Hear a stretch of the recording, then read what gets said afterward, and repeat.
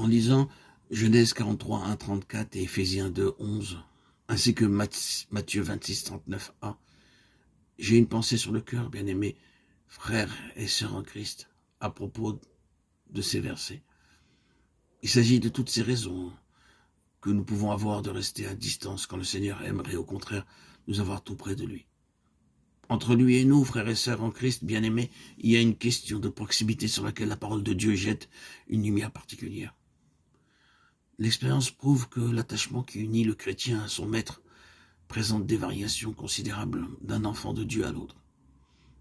Il suffit d'ouvrir le Nouveau Testament et de jeter un coup d'œil sur les différents groupes de disciples qui entourent le Seigneur Jésus pour se rendre compte que l'expression extérieure de cet attachement a sa contrepartie morale et spirituelle. Les uns sont tout près de lui, tandis que d'autres, plus nombreux, se maintiennent à une certaine distance et que d'autres encore restent tout à fait à la périphérie. Prenez par exemple ce passage de Matthieu 26, 39a, qui nous montre le Seigneur quelque part en avant de ses disciples. Nous sommes là au centre de cette immense gravitation de fidèles et d'amis qui, de près ou de loin, s'intéressent à sa personne.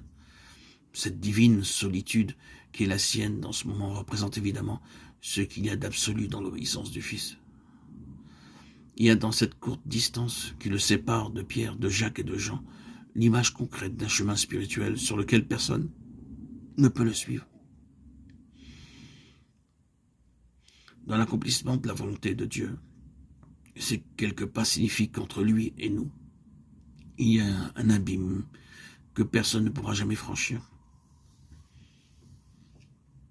C'est l'isolement absolu d'un Dieu qui s'est fait homme. Autour de ce centre, les disciples viennent prendre position à des distances variables. Si vous revenez en arrière dans votre lecture, vous constatez que Jésus en a pris 3, un peu plus près de lui que les autres. Ils sont allés un peu plus avant avec le Seigneur. Bien qu'ils ne soient pas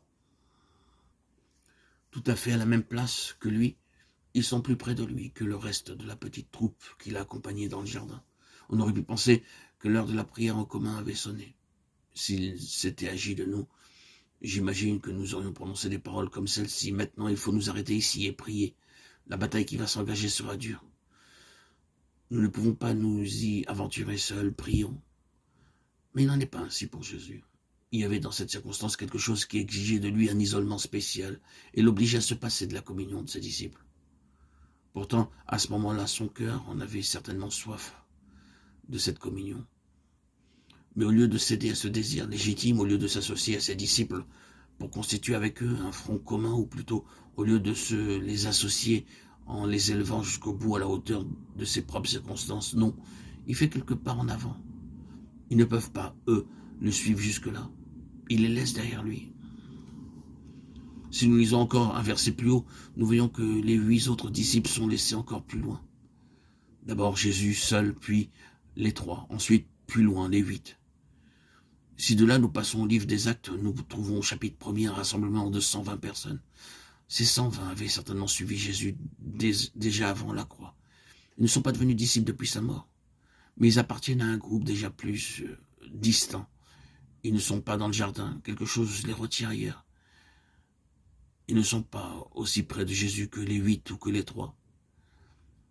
Dans un autre passage, 1 Corinthiens 15, 6, nous découvrons qu'il y en avait encore 500 autres. Il est apparu, dit Paul, à plus de 500 frères à la fois.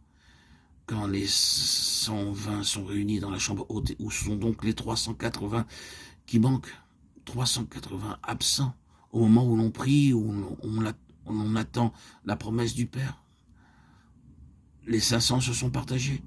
Il n'y en a que 120. Les 380 autres sont ailleurs, et l'on pourrait ainsi prolonger les lignes. Nous voyons donc en prenant les choses littéralement d'abord le Seigneur, puis un tout petit groupe tout près de lui, puis plus loin un autre groupe un peu plus grand, puis un ensemble assez compact. Et plus loin encore, toute une foule. Et qui dira tout ce qu'il y avait encore de bienveillance et de sympathie anonyme sur les confins extrêmes de cet immense rayonnement. Mais quelle marche entre la distance des uns et la proximité des autres. Vous comprenez, n'est-ce pas? Tout ce que cette proximité suggère de communion spirituelle avec le Seigneur pour ceux qui veulent vivre près de lui, qui veulent sur ce chemin aller jusqu'au bout, plus loin que le grand nombre, plus loin même que le petit nombre. Si nous exprimons cette pensée ici, bien-aimés frères et sœurs en Christ, chers auditeurs, auditrices, c'est parce que nous avons la conviction que le Seigneur, à l'heure actuelle, se cherche justement de ces hommes-là qui resteront attachés à sa personne parce qu'ils ont soif de son intimité, de sa proximité,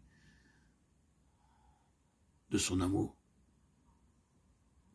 tout simplement.